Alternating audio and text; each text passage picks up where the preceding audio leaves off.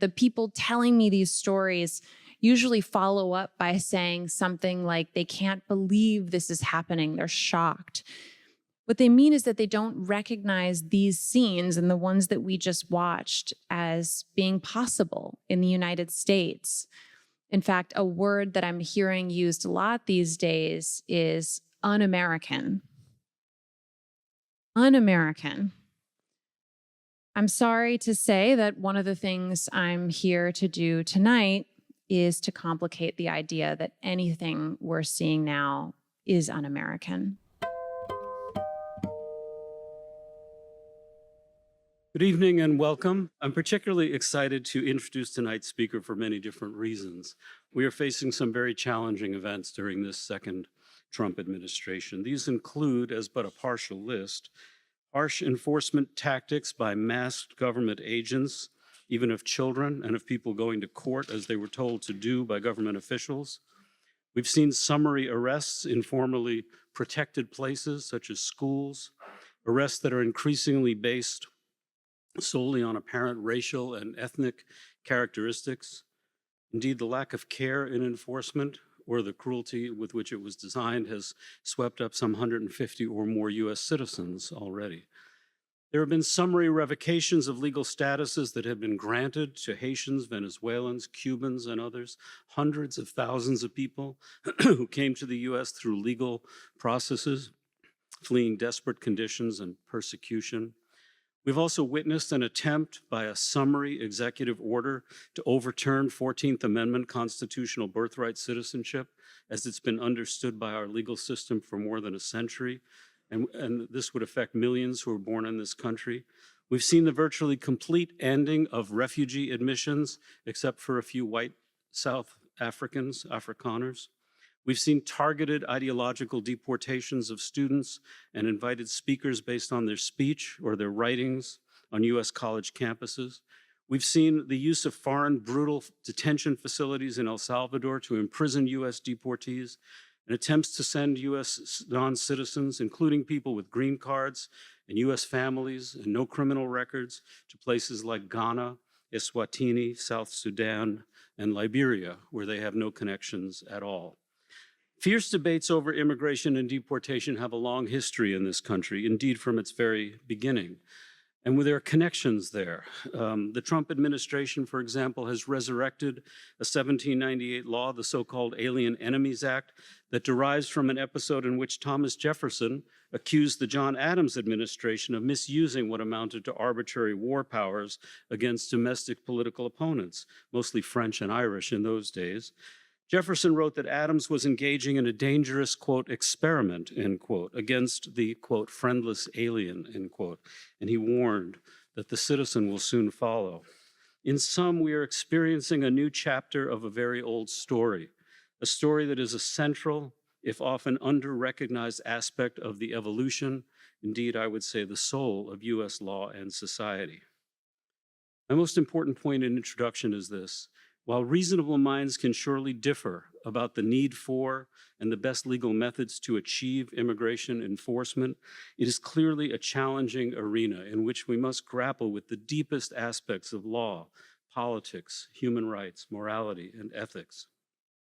And to understand what is happening, we desperately need accurate, honest, journalistic coverage and incisive, well-situated analysis. How this story is told matters tremendously, not only for those who face this sort of state power, not only for their loved ones and their children, but for us all. Who bears witness to it all? Who takes the notes? Who frames the story? Journalists with the commitment, the talent, and the integrity to tell these stories well are as absolutely critical as they are rare. The task is really hard. It's my great pleasure to ask you to join me in welcoming her to speak with us this evening. Thank you.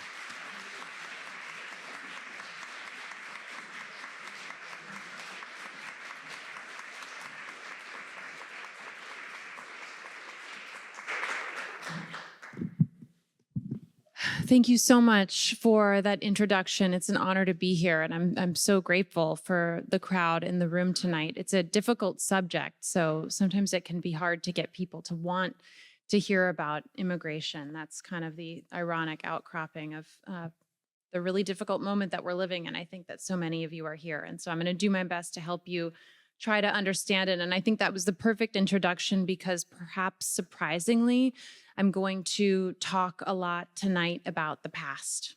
I don't think we can understand the moment we're living through now without going back in time. So that's what I'll do.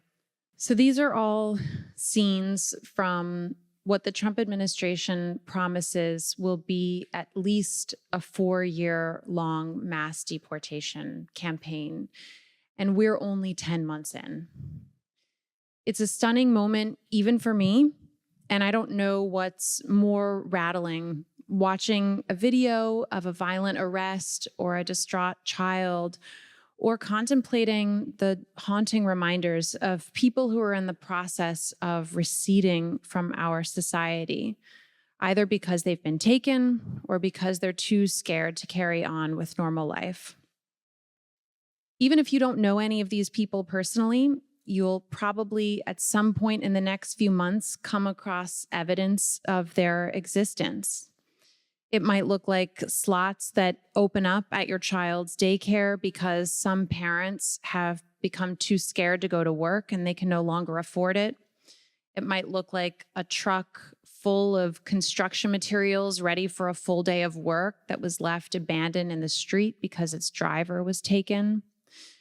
It might look like a shopping center that used to be packed full of people on Saturday mornings where the concha pastries now sit uneaten on shelves growing stale, or where the bakeries don't even open up anymore because they don't have enough customers to keep their businesses open.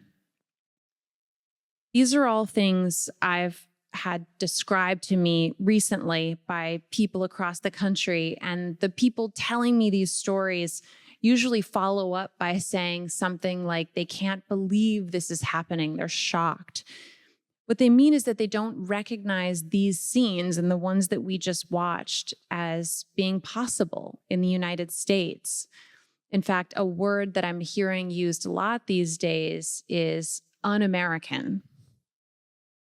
Un-American.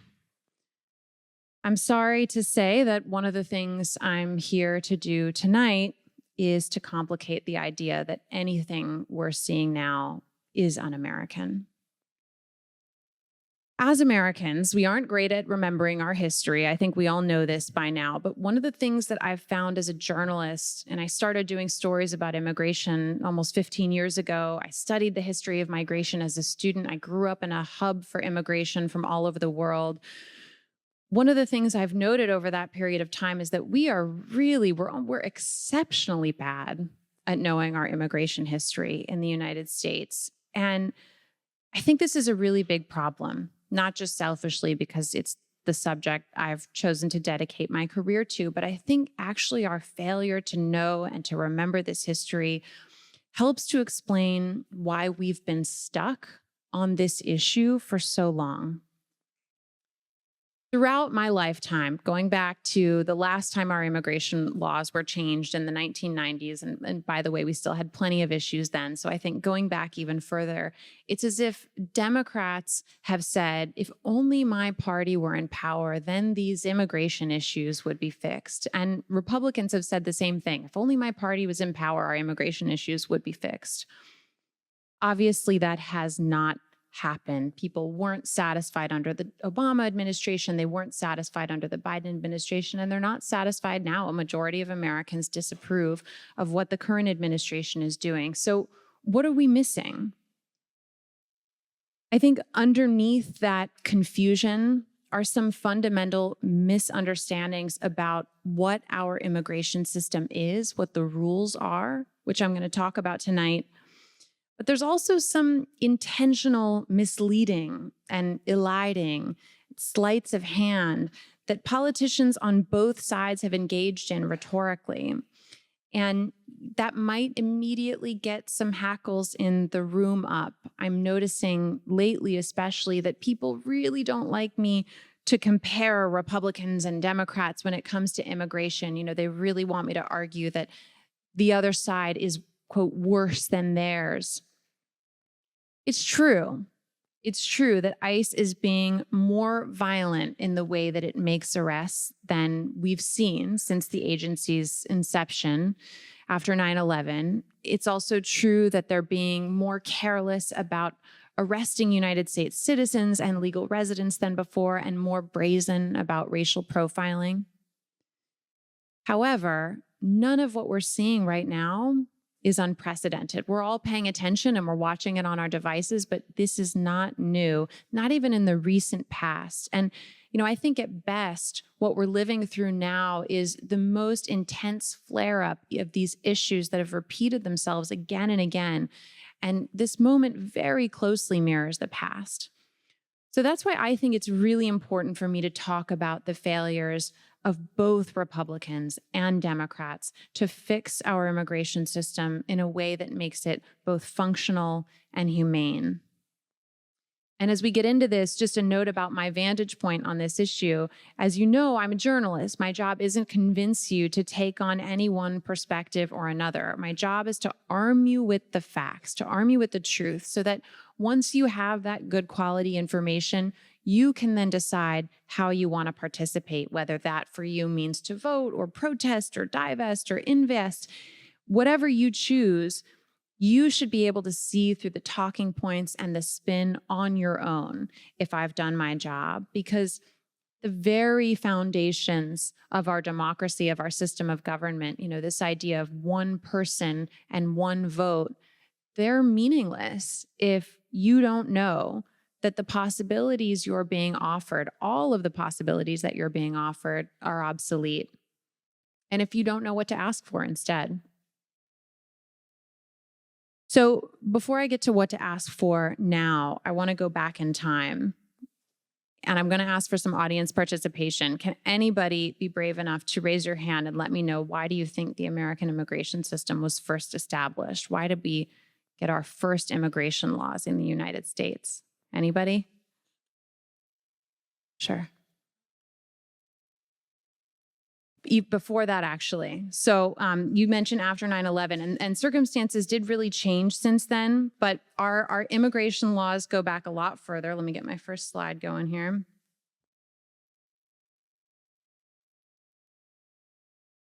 So our immigration laws go all the way back to 1790, and they were not established for the purposes of law and order. They weren't established for the purposes of preventing people from overusing public benefits. They were they were created for the purposes of racial control. Immigration laws in the United States were established to keep the country white. That wasn't a side effect or a mere reflection of existing racial inequality. That was the actual goal. And just a quick review of those laws. We've heard about some of them tonight already. In 1790, citizenship was first codified into law. Here's a picture of the country in that moment and what the law stated. It was made available to free white men who'd been in the United States for 2 years. Those were the only requirements. After that, in 1882, Congress passed Chinese exclusion into law, and that was followed in 1917 by an immigration act barring all Asians from the United States. So these are Asian women. That's how the United States government described them in this official photograph. They were detained in Angel Island off of San Francisco Bay around 1910. In 1924, the United States got the national origins quota system, and it's right there in the name. We set quotas based on how many people were allowed into the United States at a given time, and those quotas heavily favored white European countries. So you can see the New York Times headline declared the end of the American melting pot, and the quotas were in place for more than 40 years until 1965. Even as the country grew, some limits were placed on white immigration, but they weren't meaningfully enforced, and they were often coupled with programs that were designed to help white European undocumented immigrants legalize themselves. So, for example, in 1929, Congress created or passed the Registry Act, which allowed people who could prove that they'd been in the United States for 8 years or more to pay just $20 and gain legal status. But 80% of the immigrants in the United States at the time were white Europeans.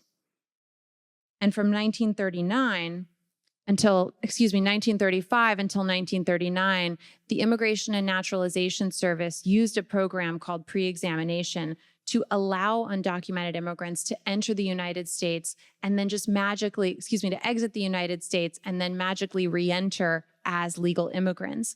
But they only allowed this to happen at the northern border. So while race wasn't written into the name or the description of the program, in its actuality, it only allowed white immigrants to legalize, and all of the non-white, mostly Mexican undocumented immigrants in the United States lived in the South and didn't have access to this quick form of legalization.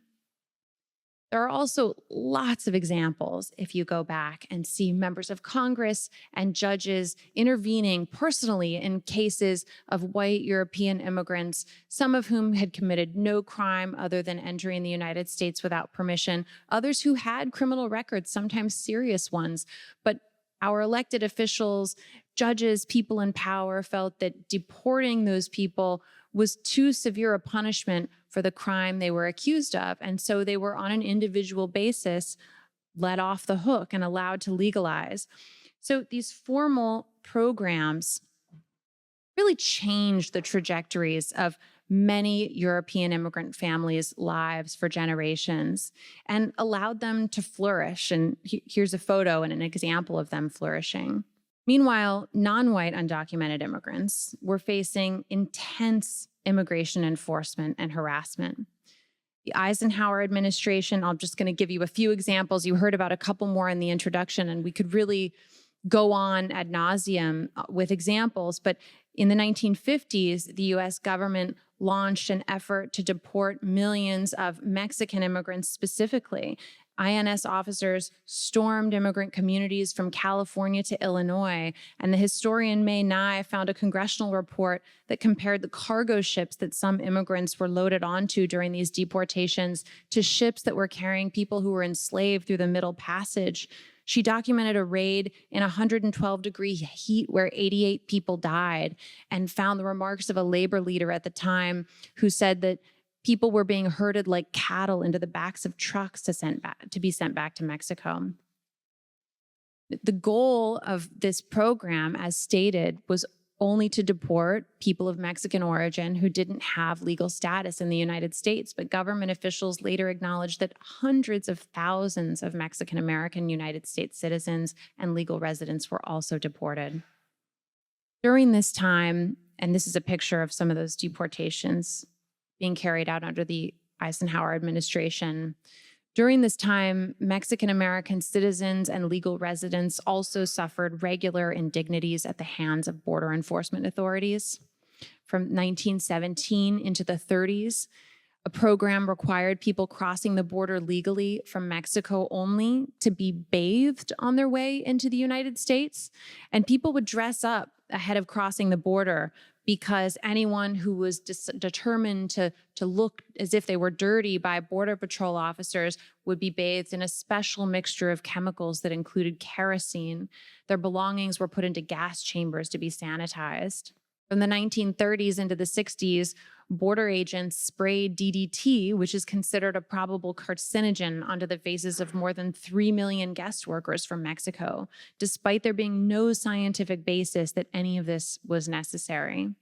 The disparities in deportations continued. By the 1980s, when Mexicans made up just over half of the undocumented population, they accounted for 9 of 10 immigration arrests. And today, 98% of people who are deported from the United States are not white. So when we examine our immigration system, we actually find that we have two. One, where white European immigrants are welcomed into the United States, their sins forgiven, exceptions made to help them enjoy the full benefits of legal status. Quoting Hannah Arendt, the U.S. Supreme Court Justice Earl Warren has stated twice in opinions that citizenship is man's basic right, for it's nothing less than the right to have rights. And then we have a second immigration system where non-white immigrants and even non-white citizens have been harassed and deported, where those rights have been dangled before them occasionally and then stolen. Somehow, all of this seems to have been lost to history. Americans don't know about pre-examination, and they don't know about the deportation of Mexican American citizens, which is why so many Americans believe wrongly today that their families came to the United States the right way. And that if people hoping to resettle in the United States would only just follow the rules, they would be welcomed. This early period of pre-examination and registry is also when eugenic stereotypes were first established and applied to immigrants in our cultural mainstream. The main ones are that immigrants are predisposed inherently to crime, poverty, and disease. A lot of these stereotypes were initially applied to people who we now think of as white. They weren't at the time, but it's the same arguments that have just been shifted onto a new population of people. And the fact that we still hear these same arguments so frequently says to me that a lot of Americans just aren't armed with the knowledge to be able to spot this recycling of fear-mongering almost verbatim out of our history books. So I'm going to show you a few newspaper clippings from the United States and the UK depicting immigrants to the United States. This first one is an illustration of Chinese exclusion that ran in Harper's, and it calls Chinese people dishonest, immoral, heathenish, barbarians, the lowest and vilest of the human race. Here's one illustrating Irish immigrants in the United States, calling them the most recently discovered wild beast and an American advocate of indiscriminate murder.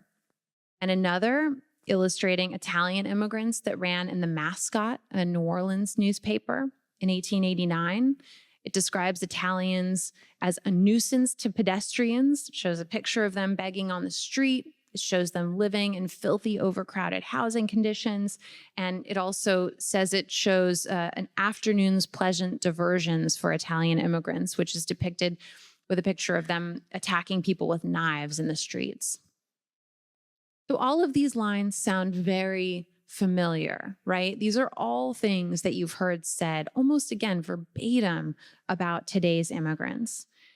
And I think if you start to look out for these three ideas, that immigrants are predisposed toward crime, poverty, and disease, you'll start to notice them even more after tonight. And now that we've had the opportunity to see that many of our own ancestors were described in those exact same terms, I hope we'll be armed with the knowledge to immediately be able to call them out as cynical and untrue.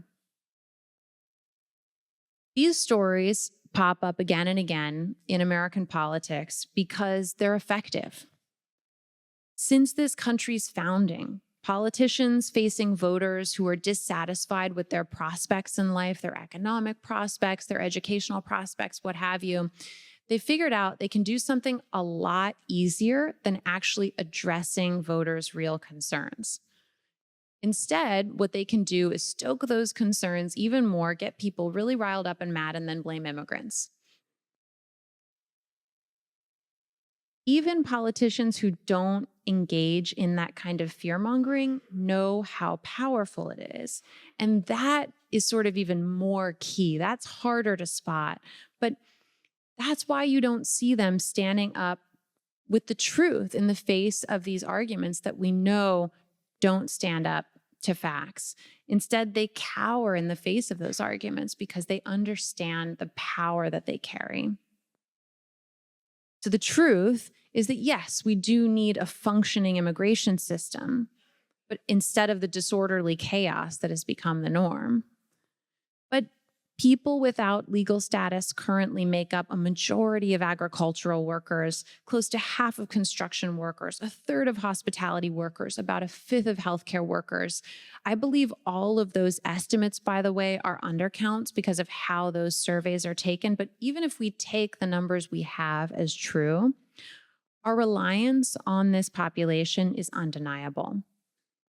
It's also true statistically, and I'm kind of almost tired of saying and writing it at this point because I've done it so many times. But of course, statistically, immigrants are less likely to commit crime than people born in the United States. And they're also far less likely to rely on public benefits. In fact, they're not eligible for the vast majority of public benefits.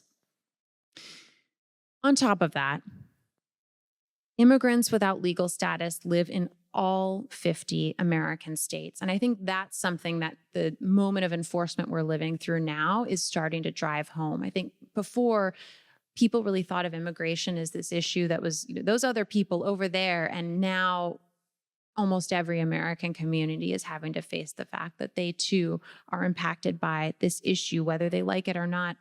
The majority of immigrants living in the United States without legal status have been in the United States for more than 10 years. 6 million children in this country have a parent who is undocumented. So immigration is not a niche issue. People are not numbers, and they're not strangers. They're our neighbors and our friends. Another thing you might not know is that we've actually gone through periods of welcoming non-white undocumented immigrants in the United States. For example, the historian May Nye, who I mentioned earlier, she writes in her book about how farmers would regularly communicate with the INS in the early 19th century and convince them not to police certain border crossings in areas where agricultural workers were needed. The INS also didn't conduct raids during harvest season because they knew there were crops that needed to be picked. I can point to more recent examples of this. Ahead of the 1996 Olympics in Atlanta, construction of the facilities that were needed for the games was behind schedule. And as the Atlanta Journal-Constitution reported, that's when Teodoro Mouse, who was the head of the Mexican consulate, got a phone call from an INS official in Washington saying that it would not be conducting immigration enforcement until after the games were over. So as the AJC reporter wrote, Atlanta and the federal government were willing to look the other way while immigrants, some of whom would be in the United States illegally, bailed the city out of a jam. This is my photograph, which is why it isn't amazing. I'm sorry, that's not my profession. Words are really my thing. But I wanted to help drive home the point, a similar point in upstate New York, where in the early 1990s, American grape farmers were devastated because jug wine that had been really popular, Carlos Rossi stuff in a really big glass container, was going out of fashion. And so the producers of that product were canceling their contracts, and grape farmers didn't know what to do. I mean, their land had been rendered worthless until they realized that they could pivot to making the kind of fine wines that a lot of us enjoy drinking over dinner, European varietals. They could be created if you fused those finer, more delicate grape branches onto hardy American rootstocks, and you could make competitive, wonderful wine in upstate New York in the cold weather. But it was going to require a lot of manual labor. And so there were years when, even though I'm talking about a part of the country that's very close to the border, and there were a lot of resources for immigration enforcement, it was rarely conducted. Those farms were able to build up and flourish, and now they look like this. The whole region is crisscrossed by these sort of cornrows of vineyards that are gorgeous. It's become an international destination for wine tourism, for weddings, for bachelorette parties, you name it. All of it made possible by undocumented immigrants who at the time were welcomed. Things changed after 9/11, but not for the reasons that you think. Immigration enforcement did become synonymous with the war on terror, but Border Patrol officials acknowledged they've never carried out a raid that prevented an attack like 9/11 from happening again. Instead, the reason immigration enforcement exploded was that it became a billion-dollar industry. It became an economic opportunity for the private prison companies that build detention centers for communities where those facilities are built, for city and state governments who learned they could be reimbursed by the federal government for housing immigrant detainees or training law enforcement to carry out immigration enforcement themselves. Suddenly, everybody wanted in on the action. The Batavia Detention Facility opened in upstate New York adjacent to farms where immigrants were once welcome to work, and it now houses hundreds at any given time. And just last year, when border crossings were increasing, these communities that desperately needed immigrants started passing local resolutions to try to block border crossers from entering. But what it really meant is that it became more likely that people who tried to relocate there and work on farms would end up being put into jail and become a money-making opportunity for the local community. In Georgia, which had relied on immigrants ahead of the Olympics, this new federal focus on enforcement after 9/11 wasn't enough. So the state government passed the Georgia Security Immigration Compliance Act, followed by the Illegal Immigration Reform and Enforcement Act. Since then, 13 laws have been passed by Georgia's state legislature cracking down on immigration within that state alone. And it's grown to have a very large population of detained immigrants, which has proven very lucrative for the state. So to be clear, in highlighting the arbitrary way that our immigration laws have been applied, I'm not trying to make an argument for open borders or for lawlessness. In fact, it's the strength of the rule of law that has for so long made the United States attractive as a place of refuge. But I do think it's important to acknowledge that you don't have the rule of law when laws are applied dispassionately and occasionally to white immigrants and in full force to people of color based on how much we need them economically at any given moment. And when you reflect on how inconsistently these laws have been applied over time, you can see that the system's goal has rarely been about securing the border, but rather it's been about controlling who's allowed to cross. And often that has been based on their economic value to us at any given time and their race. So I mentioned the moment that we're living in now isn't new. The American government has deported more people than it's ever allowed in, something not everybody knows. We deported 7 million people alone between the years 2010 and 2020. That's a number of people larger than the population of your state, than Ireland, than Denmark. We have the distinction, the United States, of having deported more people than any other country in the world. Contrary to popular belief, most deportees are not wanted individuals with long criminal rap sheets. Most frequently, their arrests come down to being in the wrong place at the wrong time, swept up by an enforcement dragnet that has expanded as Republican and Democratic politicians seemingly gave up on trying to find honest solutions and began to reach for ones that have only further entrenched the problems that we face. And that brings us to now, a moment where enforcement is moving so quickly that it's difficult to understand or wrap our minds around, and I'm going to do my best to try to help us. So if you scroll through your phone today, you'll see that some of the people arrested by ICE have gone viral. I mean, they've almost become household names. There was Carol Lee Hui, a mother from Minnesota whose Trump-supporting neighbors wore shirts demanding her release after she was arrested. There was Marcelo Gomez da Silva, who I think a lot of you in the room probably know tonight. He's a student, high school student, whose friends posted signs with his face on them in their front yards demanding his release from ICE custody. And there's Narciso Barranco from California, a landscaper whose sons are Marines and went on national television to decry his violent arrest. These stories have been shared by millions of Americans because they seem to critics of the administration to be uniquely harsh. But in reality, they actually represent the norm. The Department of Homeland Security says that it's already deported more than 500,000 people, and it promises to, quote, shatter the previous annual record for deportations.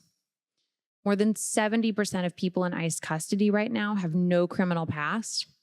And while the administration has not released data on how many of them left children behind when they were arrested, we know, as I mentioned before, that 6 million children in the United States have at least one parent who is undocumented, and so we can assume that is the case for many.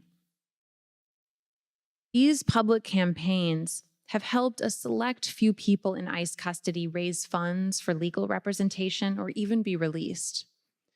But they do risk creating the impression that the opposition to ICE's actions that's now shared by a majority of Americans is somehow keeping the agency at bay. It is not.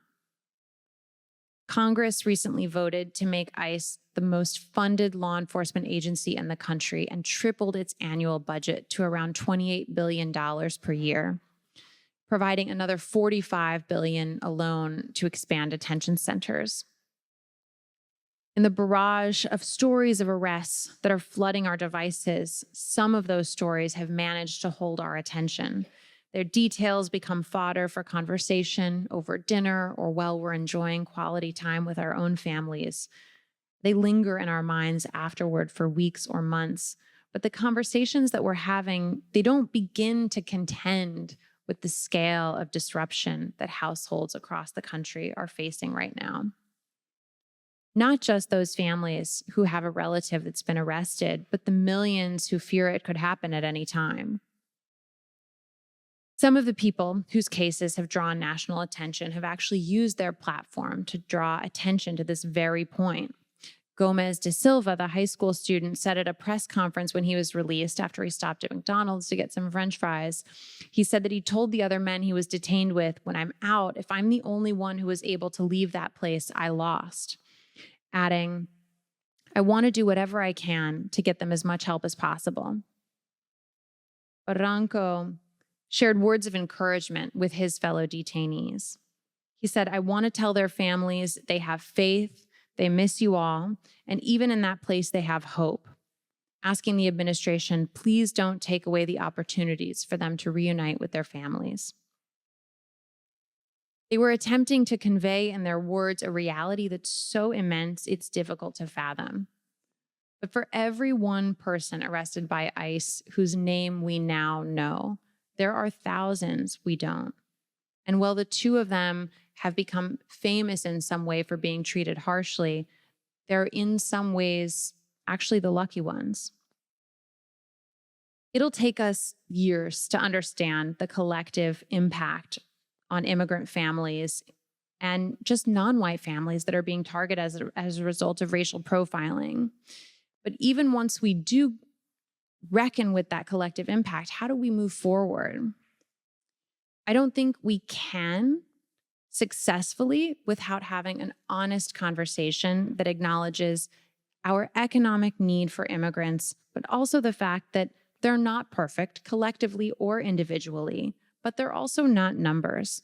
We have to stop talking about them like a political construct, and we have to start talking about them like full-on, fallible, complex human beings, just like any of us. So I'm often asked why I write about immigration. Probably not a question in your minds tonight because it's one of the biggest stories in the country. But going back 10 years or so, people were really confused by this choice. And so, historically, I've answered the question in a couple of different ways.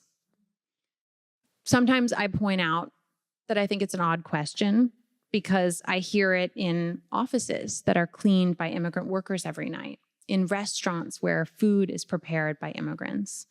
I hear it in backyards that were landscaped by immigrants, or driving in cars that were built and then washed by immigrants. I hear it in meetings that were made possible by immigrant nannies. I hear it while drinking wine produced in the United States. And clearly, this is not a niche issue. So I often point that out. If you look at your glass of wine, do you ever think who picked the grapes that made it possible, or who stood outside in the snow to prune the vines so that more would grow back and be available the next year? Another answer I give when I'm asked this question is that I talk about growing up here in Merced, California. It's a hub for immigration from all over the world.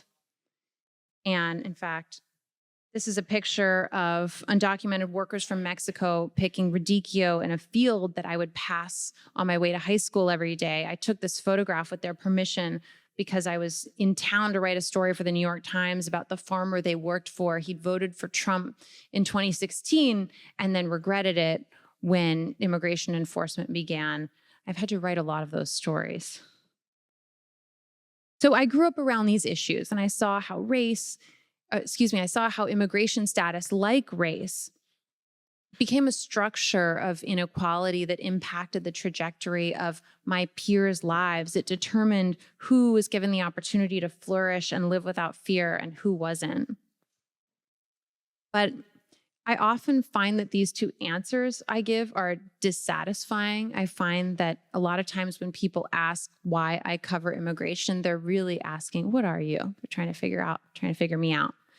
And then when they learn that I am a mixed race Black woman who's not from an immigrant family, they're even more confused. They're thinking, don't you have your own kind of injustices to go around and document? Why are you working on some other marginalized group's issues instead of yours?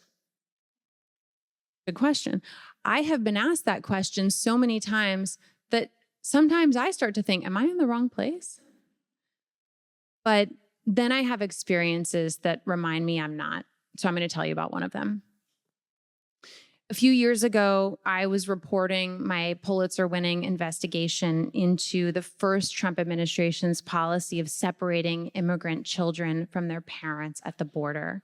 Thousands were taken away, some of them by force, and they were sent to detention centers all over the country, unsure of one another's whereabouts. Hundreds of parents ended up being deported without their children. The system was put in place so chaotically, in fact, it could hardly be called a system at all, that many of these families still to this day have not been reunited. And as actually you heard in part of the quote read earlier, even those who were brought together suffered irreparable harm.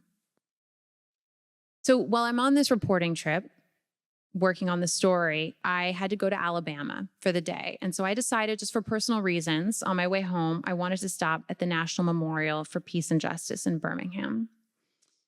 For those who don't know, it's a memorial that they describe as being dedicated to, quote, the legacy of Black Americans who were enslaved, terrorized by lynching, humiliated by racial segregation, and presumed guilty and dangerous.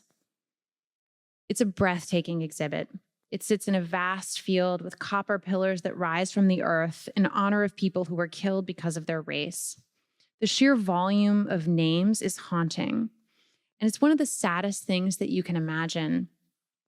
But believe it or not, as I'm walking through the memorial, I felt this fire growing in my belly. It was making me sad, but it was also amping me up because the whole thing is a testament to the power of documenting the truth and refusing to let history be buried by the spin and lies that were used to justify these murders when they happened.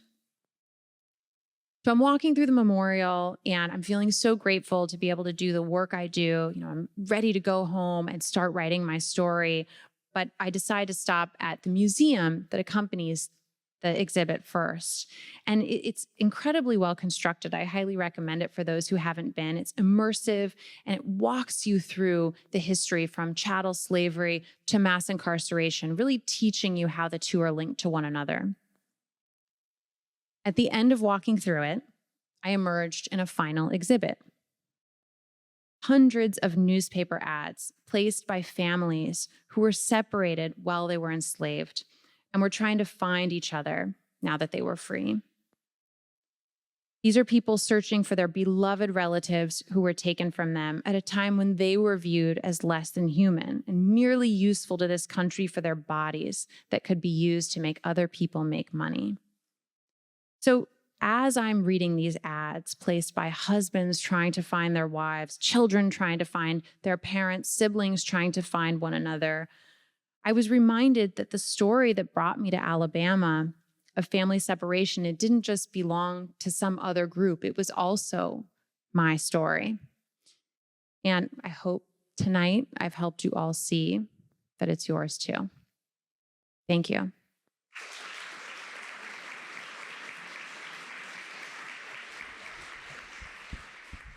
Hi, I understand how many people in desperate situations come to this country for all sorts of reasons, to escape war and famine and gang activity.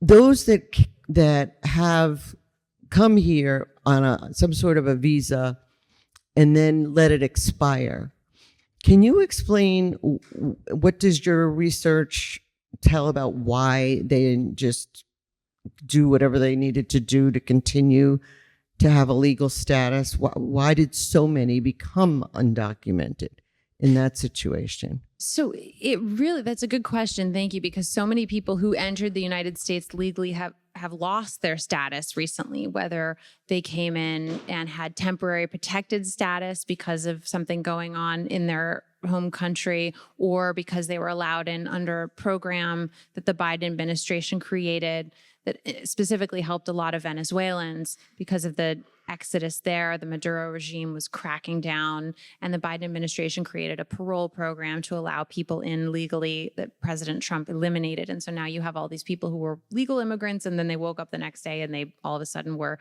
undocumented immigrants. It really varies case by case, but a lot of times the answer to your question is that there is no process. There is no line to get in, so to speak. That's one of the things that I and others who focus on immigration issues have to talk to people about a lot. There simply isn't an option for many people. And again, it depends on the specific circumstance, but we don't necessarily make it easy for people to transition from a temporary visa onto one that is long-term. We have immigrant visas and non-immigrant visas, and the temporary visas are often non-immigrant visas. And so they actually come with, instead of off-ramps to allow you to become a permanent resident, they actually are associated with hurdles to try to block you from staying permanently. Practically speaking, that doesn't work, because once people live in the United States or anywhere for a few years, right, they're human beings. They're not just robots who are here to do work and then go home. They make connections. They sometimes get married. They become integrated into the fabric of communities, but our legal system isn't built to allow them to do that. And so that's where the conflict often comes from. So you touched on how the immigrant workforce is an economic linchpin in our economy. When you spoke on how, the wine that we drink, we don't know who picked those grapes, and very often they're immigrants. I think this is maybe a little bit more of an economic question. I've tried to find how much wealth immigrant labor contributes to the American economy, and I understand that it's a hard thing to calculate. I guess my question is, what is the scale of the economic impact that mass deportation would have on the American economy? I wish I had a specific number for you, but the amount of wealth generated is billions and billions of dollars. I mean, it's massive when you look at just agriculture alone. And again, the statistic that we have that I think is a really significant undercount is more than half of workers are here without legal status. So huge sectors rely on immigrant workers, and we're starting to see the ripple effects now. This is also a time when the economic data that we're being provided is becoming compromised and suspect. And so it's going to be really difficult for us to make those measurements.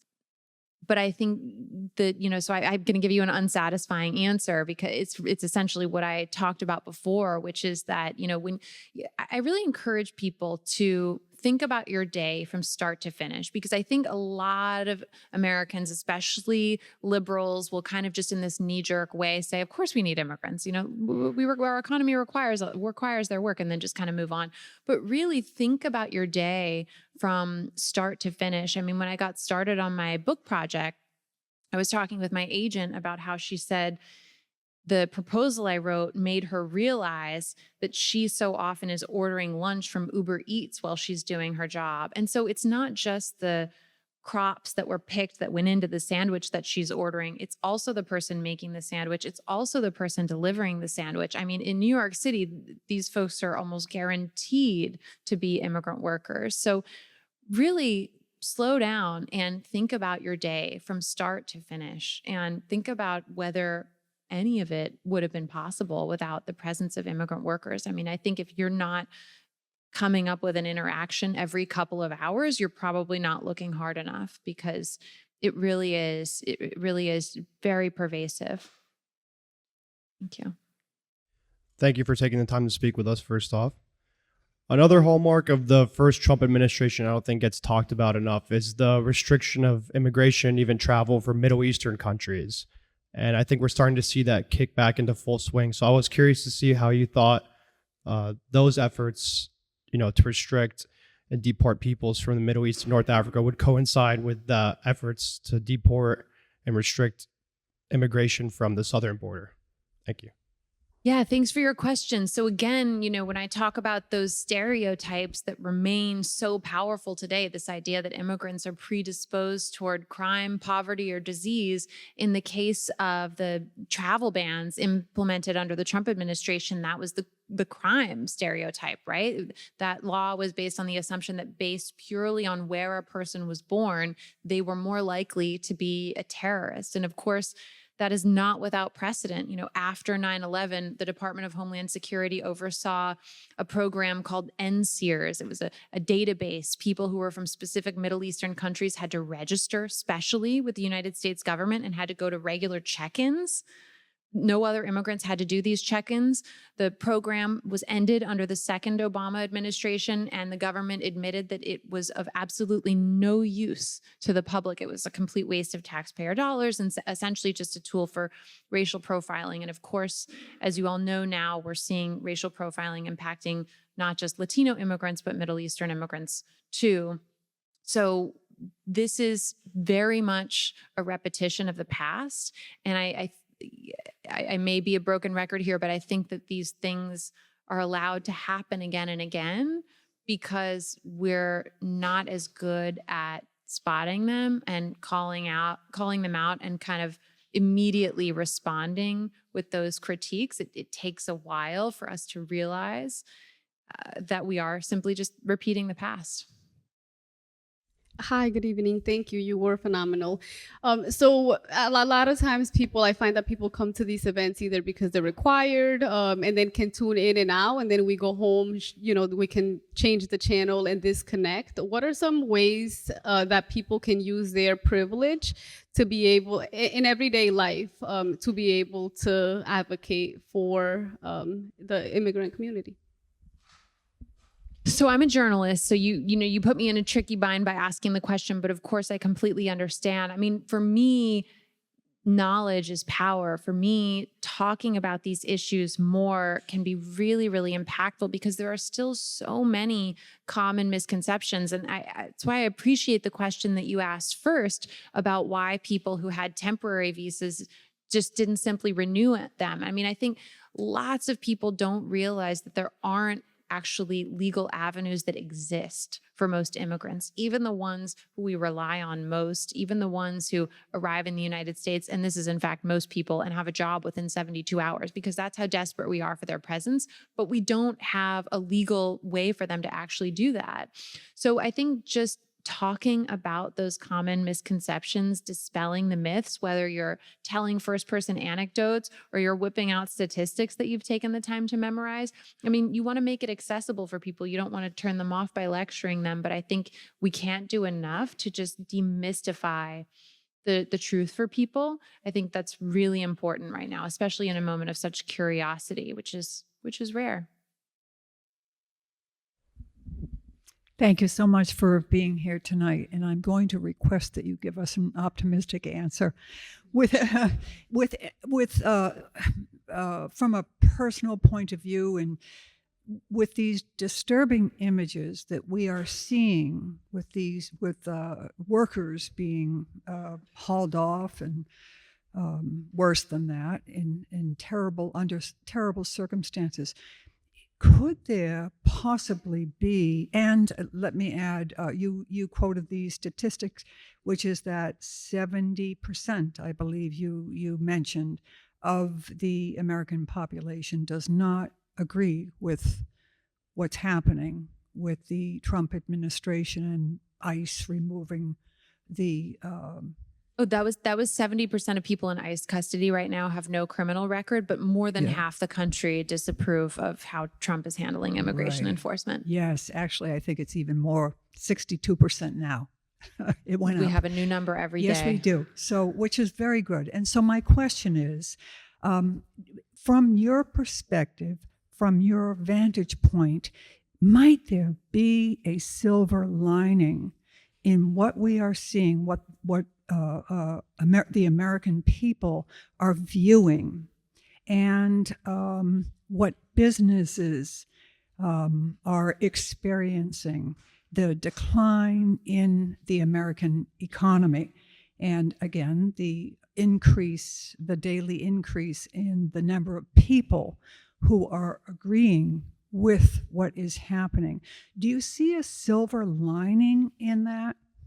Remember, I want you to be optimistic. I understand your question. I appreciate it. Thank you. It's a silver line. It's hard to say silver lining when you look at what's happening, but we're having some much needed conversations right now as a country. And I think what happened the first time was when Trump was president, and what's happening again now is that realities that the public managed to ignore for a very long time are now not possible to ignore. We're paying so much attention to immigration issues, and a lot of the issues that we're talking about are ones that have existed, for a long time. And I'm not talking about the distant past now, but I'm talking about really our modern immigration enforcement system since 9/11 has been fundamentally broken that entire time. We've had millions of people living in the United States who've had no way to legalize and who've been relegated to this kind of